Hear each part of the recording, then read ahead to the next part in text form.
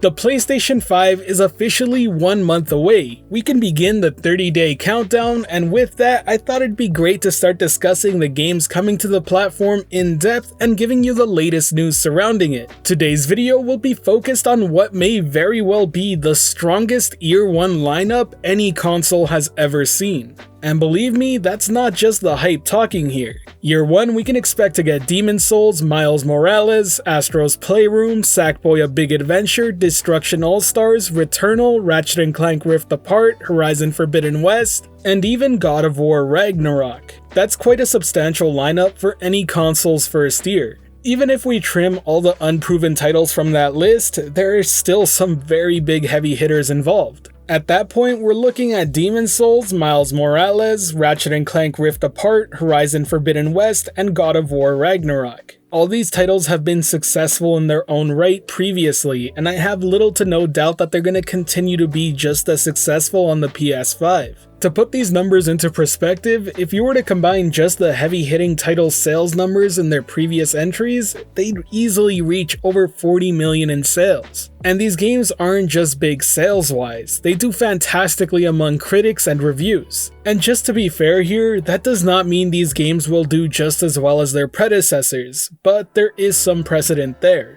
But whether or not they live up to expectations in terms of rating or sales, it's very clear that this is Sony's biggest strength heading into the next generation of systems. When compared to the Xbox Series X first-party lineup for Year 1, it's really no competition. And that's not to speak poorly of Microsoft or Xbox. They've been investing heavily into the brand. I mean, they just bought out Bethesda. But the reality is that most of those purchases and investments won't really come into fruition until another year or two down the road. Competition with Xbox Series X aside, let's talk about the comparison to be made between the first year lineup of the PS5 and the PS4. Because let me tell you right now, it absolutely eclipses everything the PS4 had Year 1. The first year, the PS4 included Counter Spy, Dead Nation Apocalypse Edition, Drive Club, Entwined, Hohokam, Infamous First Light, Infamous Second Son, Killzone Shadowfall, Knack, MLB 14 The Show, Resogun, SingStar, The Last of Us Remastered, and The Playroom. Out of all those titles, I think the only two that you could really make a strong argument for are probably Infamous Second Son and The Last of Us Remastered.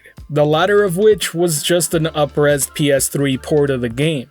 It really is pretty insane to me just how much Sony is investing this early on into the PlayStation 5's life cycle. The status quo up until now has always been that you'd usually have to wait a few years before you really see next-gen consoles hit their stride, but this time we're getting sequels to some of the most critically acclaimed and best-selling franchises of all time Year 1. Now, if I'm being honest, the realist in me doesn't actually believe they're all gonna land as they're scheduled. I could totally see a game like God of War Ragnarok being pushed back into 2022. But even if that's the case, I think the rest of the year still makes up for it, and that's really saying something. It doesn't feel like there's some sort of weird pause between transferring over from the PS4 to PS5 as there usually would be. This just feels like it's continuing that insane push the PS4 has had in its later years. And as if their first-party lineup wasn't enough of an excuse to pick up a PS5 this early on, well, they also managed to secure quite a few third-party timed exclusives. Everything taken into account, it seems clear that Sony really wants to retain their position going into this next generation. And with this insane Year 1 lineup, they're definitely providing a strong argument in order to do so. In my personal opinion, we may very well have a few must-play titles in the first year of this brand new generation.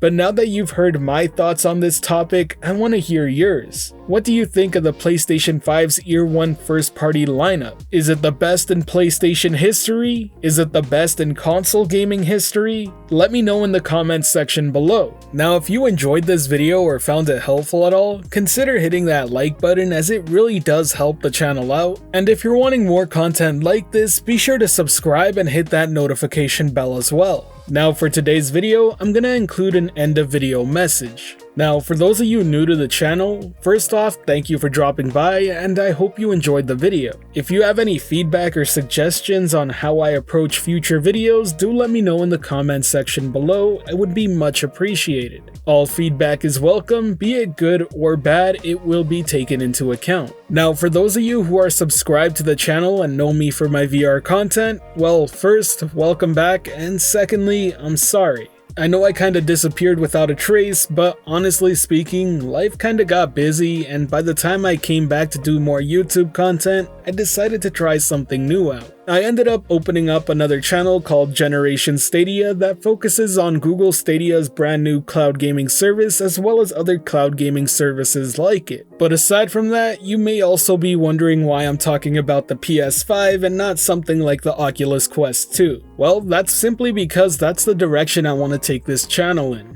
Don't get it wrong, I still love VR and I'm still a VR enthusiast. In fact, I just upgraded my PC to better handle PC-based VR, and yes, I am buying a Quest 2. But simply put, I always wanted to talk about PlayStation.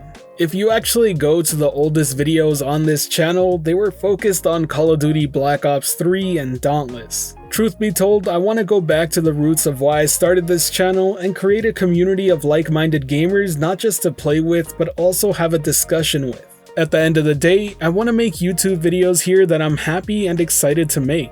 And I do hope you choose to stay and enjoy the content I make. But even if you don't, I just want to give you my thanks for all the support you've given me to date. It's helped me out tremendously, and I really do mean it in the most sincerest way. Thank you. I look forward to providing you more PlayStation 5 content going forward, and I hope to see you stick around. So until next time, have a good one and take it easy.